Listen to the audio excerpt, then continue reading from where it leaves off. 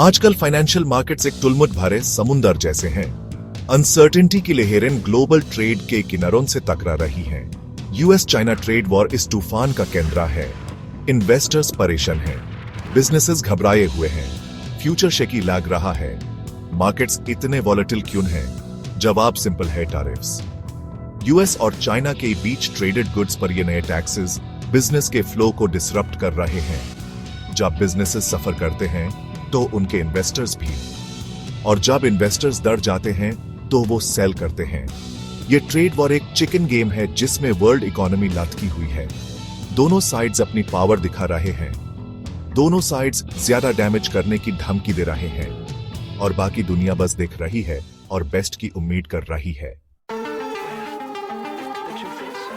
Imagine करो आप America में एक फैक्ट्री चलाते हो, एपी विजेट्स बनाते हो।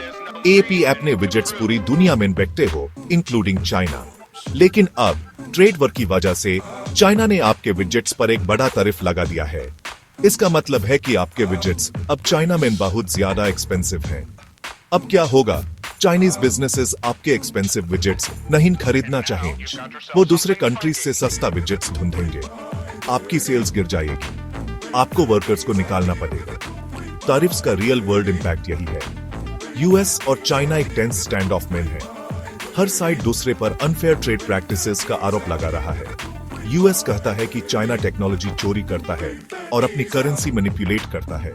चाइना कहता है कि यूएस उसकी इकोनॉमिक ग्रोथ को रोकने की कोशिश कर रहा है।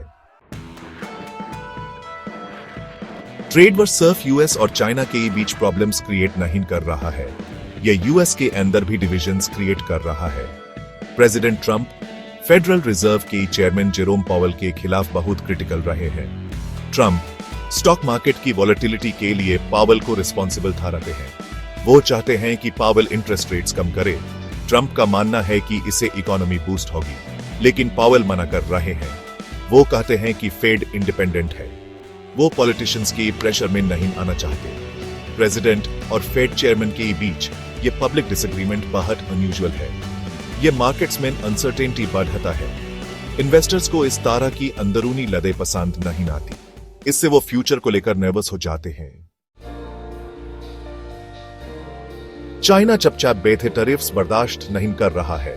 वो अपने हथियारों से लड़ रहा है। एक हथियार है उसकी करेंसी युआन।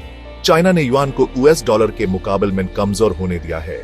इससे चाइनीज गुड्स दूसरे कंट्रीज के बायर्स के लिए सस्ता हो जाते हैं। चाइना नए ट्रेड अलायंसेस भी बना रहा है। वो यूरोप और साउथ ईस्ट एशिया के कंट्रीज के साथ अपने रिलेशनशिप्स मजबूत कर रहा है। चाइना यूएस पर अपनी डिपेंडेंस कम करने की कोशिश कर रहा है। वो दुनिया को दिखाना चाहता है कि उसके पास और भी ऑप्शंस हैं। अब बड़ा सवाल यह है, यह ट्रेड वॉर कब तक चलेगा और ग्लोबल इकोनॉमी पर इसका अल्टीमेट इंपैक्ट क्या होगा? सच यह है कि किसी को पक्का पता नहीं है। मार्केट्स को अनसर्टेनिटी पसंद नहीं है, और इस वक्त अनसर्टेनिटी ही सब कुछ है।